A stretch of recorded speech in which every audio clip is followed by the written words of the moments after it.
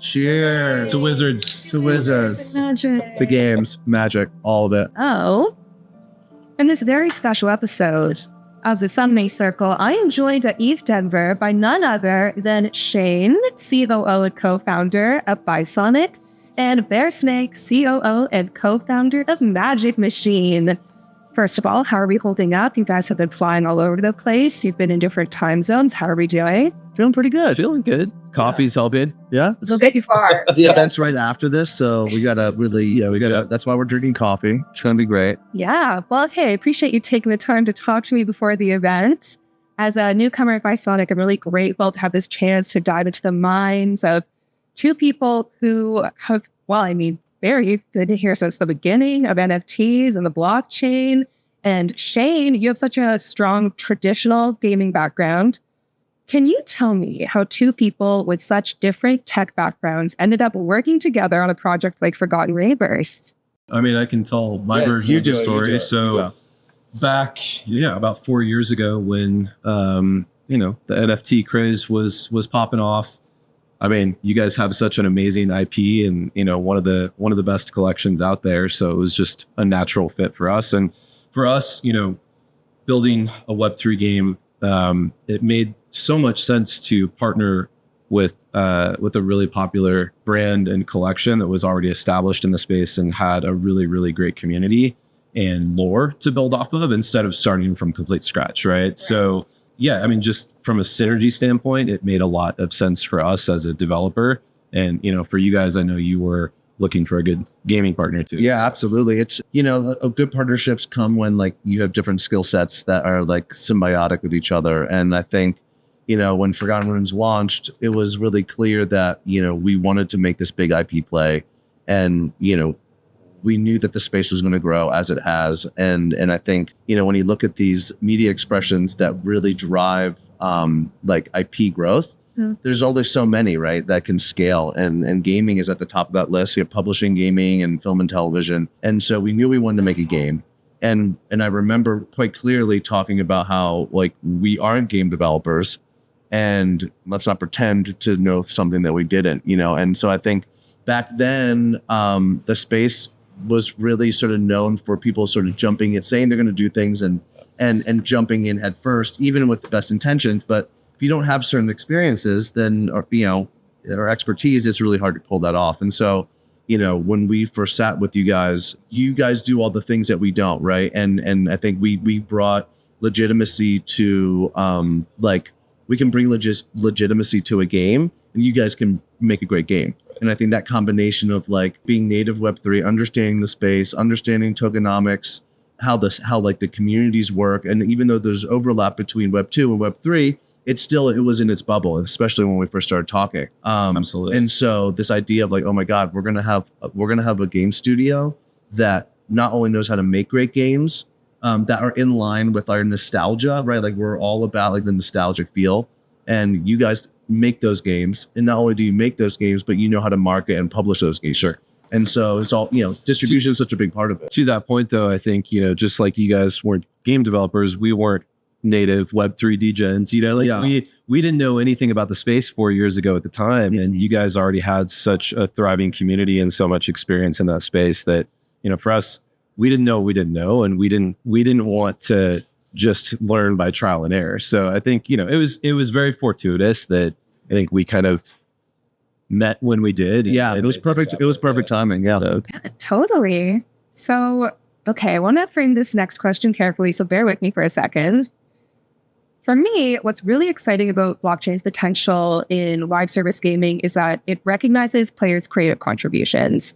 Players invest countless hours shaping these worlds, yet the issue of ownership remains a complex end-result issue. Most developers aren't developing games for profit. They're in it because they're passionate, right? But games still need funding. And under the traditional live gaming model, studios control all transactions, monetizing new content while restricting secondary markets. As a result, players who earn money from in-game skills often face bans and lose access to the very worlds they help to shape, which has never felt fair to me. And players are the heart of gaming. It's really just money makes it complicated. If studios lose control of those transactions, then studio closures become a real possibility, and then everyone says, no more game, no more fun. So my question is this. Can blockchain technology address these challenges in a way that empowers players while sustaining the developers who make these worlds possible?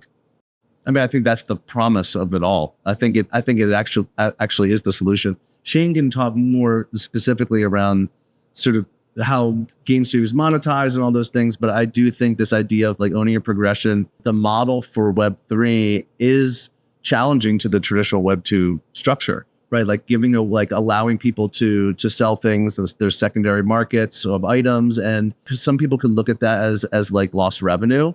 Well, I think we look at it as an opportunity to sort of basically redefine the relationship between player and game.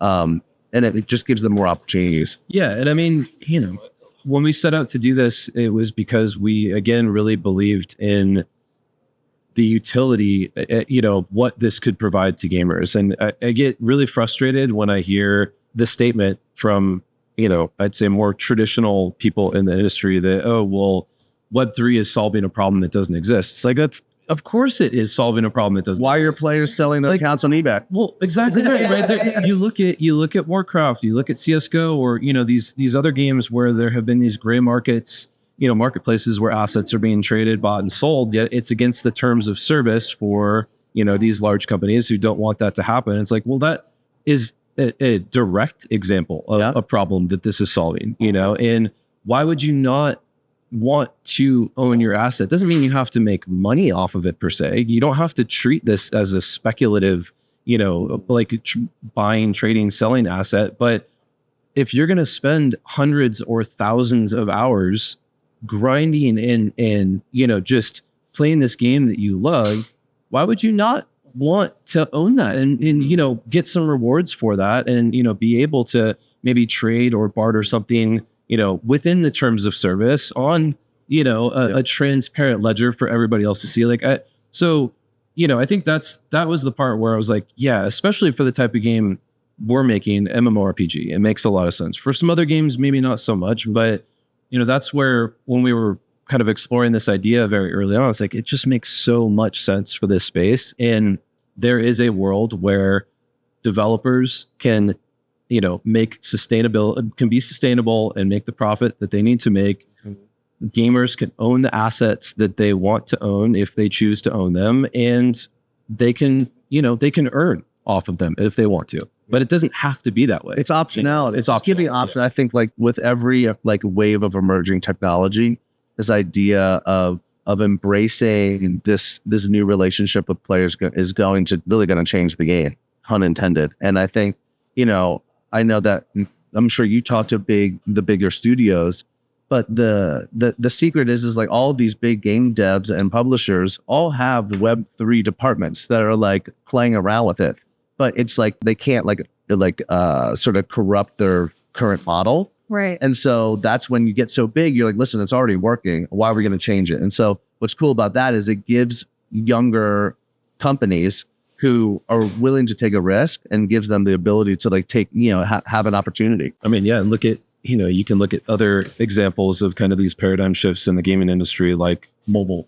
for example, and it wasn't the big traditional, PC console game. Where they looked at like this. And it was Zynga and it was Supercell and it was all of these up and coming companies that were more native to the space, right? But there was also a lot of crap in the space that was happening. And just like we're going through a lot of that in the Web3 space right now, where, it's hard for a lot of these companies to make things work. But I do think, out of the ashes will rise the companies that have true utility value. The fundamentals are there. And I think that's where we're going to see this new wave of Web3 games and Web3 projects that are really going to succeed. Amen. Amen. Okay, but it must be said that people have some valid concerns about blockchain because I have no idea what you're talking about. Well, Ben, when you remove the middleman from transactions, it does introduce new risks. And let's be real, it's not exactly easy to get into the space without at least some tech background. What are your thoughts on that? Oh, I have a good take on this. And that is when we first started, there was a lack of tooling that allowed people to have an easy onboard experience. You get a MetaMask and you get a seed phrase. And and everybody's like, don't give your seed phrase away. Like, don't take pictures of it. And it was very like cloak and dagger. And that's scary, especially when you're introducing money to that, right? It's like having a bank that has no customer service line. So if you make a decision and make a mistake, then you're going to lose that money. And so I think because we've had such sort of like a long view and we really wanted to make like a deep game that was game first and not blockchain first, I think over the past 3.5 years, a lot of the back-end tooling that no one will ever see has been built, but will allow for that seamless, like the moat is being filled in, and now people can just walk in. And now it's more just about, it feels like Web 2. It's account creation, right? It's like abstracted wallet creation. It's not as complicated. And so I think we've been able to build as those tools develop. And now we're at a point where, we're at ETH Denver, we're meeting with companies all day long who have built incredible products that are going to help streamline and bring like the next, 100 million gamers in. Yeah, I think obviously you want to reduce friction as much as possible. And the friction has been so high in this space. Like you felt like, when you're first getting, you have to be an engineer or a programmer or something to figure a lot of this shit out. And it's certainly gotten a lot better. It's not 100% yet. I think over the next couple of years, a lot of those problems are going to be solved, but we're getting close. And, one of the great parts about our game is you don't even have to own a wallet to play, right? If you don't even want to treat it as a Web3 game, you don't have to. You don't have to own anything. You don't have to. Exactly. You could just play like you would a normal Web2 MMORPG. But I think for us, it's a matter of we're trying to build a really, really good, high quality game. We want as many people to come in as possible with zero friction. And that's why it's browser based. You don't have to have a launcher. You don't have to have a wallet. Like you just come in, you can play. And then if you choose to move your stuff to Web3, great. You can do that. Yeah. But also to answer your question, I think, there have been a lot of bad actors in the space. And, and we were talking about this the other day, but I feel like there have been so many times with these new shifts in technology, whether it's, the introduction of the internet or, social media games or free to play games or mobile games or, any type of new technology, you're going to have like a bunch of people jump into the space just looking to make money off. Yeah. Right. And you're going to have the grifters, you're going to have the rug pulls, you're going to have the scams, you're going to have, all of these, the hacks and whatnot. And again, I think it's just kind of the nature of the cycle within kind of where we're at. We're in the infancy a little. Exactly. It's still relatively in its infancy. And like I was saying before, I do think that as the space matures, you're going to see more and more projects, more and more gaming projects and, Web3 IP just emerge, and they're going to be the leaders in the space. But there's the peaks and the valleys, and they have to be able to get through the valleys and kind of sustain and try new things and do things differently. And again, that's ultimately what we're trying to do. Okay, that actually leads beautifully into my last question. I want to talk about influencers, and I'm going You mean KOL? No.